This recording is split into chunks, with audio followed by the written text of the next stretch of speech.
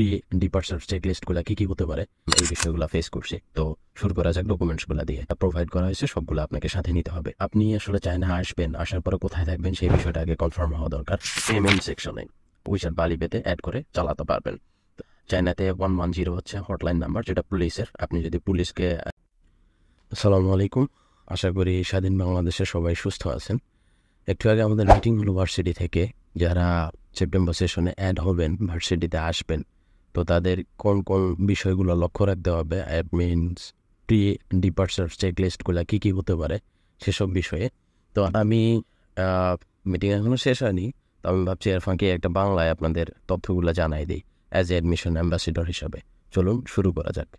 তো প্রথমেই আপনারা অনেকেই কনফিউশনে থাকেন যে কোন কোন ডকুমেন্টসগুলো নিব, বা ডিপার্চারের আগে বা লাগেজ গোছানোর সময় অনেকেই একটু হিজিবিজি অবস্থায় থাকে, বা আমি নিজেও যখন আসছিলাম এই বিষয়গুলো ফেস করছি। তো শুরু করা যাক ডকুমেন্টসগুলো দিয়ে।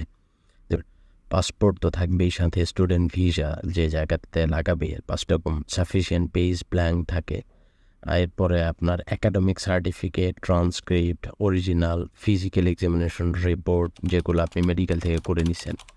এক কথায় আপনি অ্যাপ্লিকেশনের সময় যেগুলা ডকুমেন্টস সাবমিট করছেন ভার্সিটিতে, সেই ডকুমেন্টস প্লাস আপনার ভার্সিটি থেকে যেগুলো অ্যাডমিশন নোটিশ সহ জেডাব্লিউ পেপার যা যা প্রোভাইড করা হয়েছে সবগুলো আপনাকে সাথে নিতে হবে।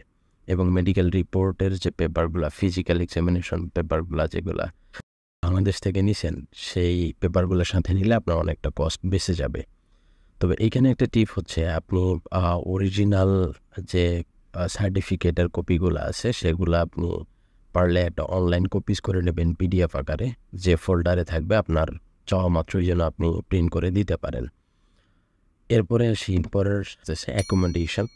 সো আপনি আসলে চায়না আসবেন, আসার পরে কোথায় থাকবেন সেই বিষয়টা আগে কনফার্ম হওয়া দরকার। তো প্রথমত অনেক ভার্সিটি আগে থেকেই নক করলে ভার্সিটি বুক দিয়ে রাখে ডরমেটরি, বা আপনার পরিচিত যদি ওই ভার্সিটিতে কেউ থাকে আগে থেকে বলে রাখলে তারা এটা ব্যবস্থা করে রাখতে পারে। তবে চায়নাতে ম্যাক্সিমাম ইউনিভার্সিটির এটা রুল নাই যে আপনাকে আগে আগে দিবে।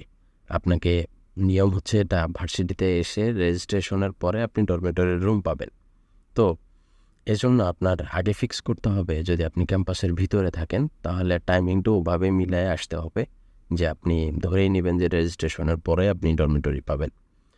আর আরেকটা অপশন থাকে, আপনি যদি ভার্সিটির বাইরে থাকেন অর্থাৎ অফ ক্যাম্পাসে, তখন আপনাকে আগে থেকেই কোন রুমে থাকবেন বা কোন অ্যাপার্টমেন্টে থাকবেন, অ্যাপার্টমেন্ট ভাড়া বা পরিচিত কেউ থাকলে তার আন্ডারে রাখা, বা রিয়েল এস্টেট এজেন্সিকে খুঁজে বাসা ভাড়া নেওয়া, এইসব বিষয় আগে থেকেই ম্যানেজ করতে হবে। তো এখানে আপনার অনেক সময় ইভেন চায়নাতে পৌঁছানোর প্রায় 24 ঘন্টার মধ্যেই আপনাকে ইনফর্ম করতে হবে পুলিশ অফিসে যে আপনি অলরেডি চায়নাতে অ্যারাইভ করছেন বা আপনি এই জায়গাটাতে থাকছেন। তো এরপরে আসি ফ্লাইটের বিষয়ে, যে আপনি কখন ফ্লাইটটা বুক করবেন। তো এইটা আসলে অ্যাকোমোডেশন বা রেজিস্ট্রেশনের ডেটের সাথে রিলেটেড। আপনার কবে আপনি ভার্সিটিতে ঢুকবেন, আপনার ভার্সিটিতে কবে রেজিস্ট্রেশন হবে, সেই অনুযায়ী যদি আপনি একটা টিকিট কেটে ফেলেন তাহলে আপনার জন্যই সুবিধা। যদি আপনি এমন একটা ডেটে কাটলেন যে ভার্সিটি খোলা নেই বা বন্ধ আছে, এই যে 2 দিন বা 1 দিন বন্ধ থাকবে, এই বন্ধর টাইমটা আপনি কোথায় থাকবেন, তো সেগুলো আসলে মাথায় রেখে আপনাকে টিকিটটা কাটতে হবে, যাতে আপনি এখানে এসে প্রবলেম ফেস না করেন। পাশাপাশি আপনি অ্যালার্ম দিয়ে রাখবেন যাতে এটা আপনার ডিপার্চার টাইম কখন, টেক অফ টাইম কখন হবে, বোর্ডিং পাস কখন হবে, এই সবগুলা সতর্কতা আগে থেকেই নিয়ে রাখবেন। এক কথায় ক্লিয়ার কনসেপ্ট যেন থাকে যে আপনার কয়টায় এয়ারপোর্টে ঢুকতে হবে, ডিপার্চার টাইম কখন, সব বিষয়ে। আমি কথাগুলো বলছি যারা একদম প্রথম আসতেছেন তাদের জন্য। পেমেন্ট সেকশনে আপনাকে চায়নার ভিতরে ঢুকতে হলে আপনি ডিজিটাল কারেন্সি ইউজ করবেন, বা আপনি হয়তো জেনে থাকবেন যে চায়নাতে মোবাইল পেমেন্টই বেশি ক্যাশের তুলনায়। তো সেক্ষেত্রে আপনার একটা হেজিটেশন থাকতে পারে যে এয়ারপোর্টে আমি ক্যাশ নিব কি না। হ্যাঁ, অবশ্যই সেফটির কারণে নিতে পারেন কিছু ক্যাশ, তবে ম্যাক্সিমাম বা এখানে 90% পিপল আমরা এখানে অনলাইন পেমেন্টই করে থাকি, যেমন উইচ্যাট আছে, আলিপে আছে। তো আপনি যখন চায়নাতে ঢুকবেন বা তার আগেও আপনার ইন্টারন্যাশনাল যদি ক্রেডিট কার্ড থাকে, তাহলে সেইটা আপনি আপনার উইচ্যাট বা আলিপেতে কানেক্ট করার পরে আপনি এখানে পেমেন্ট করতে পারবেন। এটা নিয়ে এতটা ঝামেলা নাই। তবে ব্যাকআপ হিসেবে কিছু ক্যাশ আরএমবি যদি আপনি নিয়ে ঢোকেন তাহলে সেটা আপনার জন্য ভালো হবে। এবার আসি যে কোন কোন বিষয়গুলো সাপোর্ট করে আলিপেতে। লাইক আলিপে সাপোর্ট করবে আপনার ভিসা কার্ড, মাস্টার কার্ড, তারপর যে CB card, diner club card আছে অ্যান্ড ডিসকভার কার্ডস আছে। আবার উইচ্যাটে আপনি এই কার্ডগুলো ইউজ করতে পারবেন, যেমন WeChat supports those Visa card, Master card, American Express, JCB, Diner Club and Discover card also. তো এগুলো আপনি উইচ্যাট বা আলিপেতে অ্যাড করে চালাতে পারবেন। তো সেক্ষেত্রে পেমেন্টের কোনো ঝামেলা হবে না আশা করি।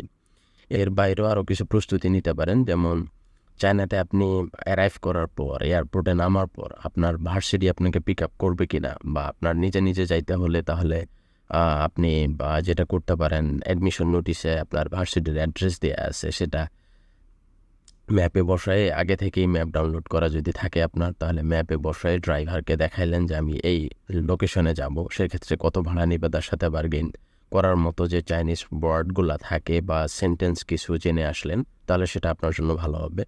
আর যদি এয়ারপোর্ট থেকে আপনার ভার্সিটি অথরিটি পিক আপ করে, তাহলে তো আর কোনো সমস্যা নেই, আগে থেকেই জাস্ট ফ্লাইট ইনফরমেশনটা আপনাকে ভার্সিটিতে মেইল করতে হবে বা বলতে হবে যে আপনারা আমাকে এখান থেকে নিয়ে যাবেন।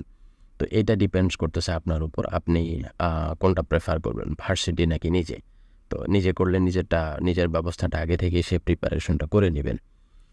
এর বাইরেও এত সতর্কতা থাকার পরও যদি আপনি কোনো সমস্যায় পড়েন, তাহলে চায়নাতে 110 হচ্ছে হটলাইন নাম্বার, যেটা পুলিশের। আপনি যদি পুলিশকে রিচ করতে পারেন এই নাম্বার দিয়ে, ফোন দিয়ে, তাহলে পুলিশকে যদি আপনার প্রবলেম এক্সপ্লেন করেন, আশা করি ওরা সলিউশন দিবে। এবং চায়নার পুলিশ খুবই ফ্রেন্ডলি। সাথে আপনি যদি এটাও মনে করেন যে আমি পৌঁছাইতে পারছি না ভার্সিটিতে, ওরাই পৌঁছাই দিবে, শুধু আপনাকে বোঝাইতে হবে আপনার এক্স্যাক্ট প্রবলেমটা কী। এর বাইরেও বিস্তারিত তথ্যের জন্য আপনি সিএসসি এবং ভার্সিটির যে ওয়েব পোর্টাল আছে, সাথে উইচ্যাট চ্যানেল এবং পেজে বিস্তারিত পোস্টগুলো করা থাকবে, আপনি সেখান থেকেও ধারণা নিতে পারেন। তো আশা করি শর্ট কথার মধ্যে বুঝাইতে পারছি। এরপরও কোনো কোশ্চেন থাকলে কমেন্টে জানাইতে পারেন। Have a safe flight. Thank you.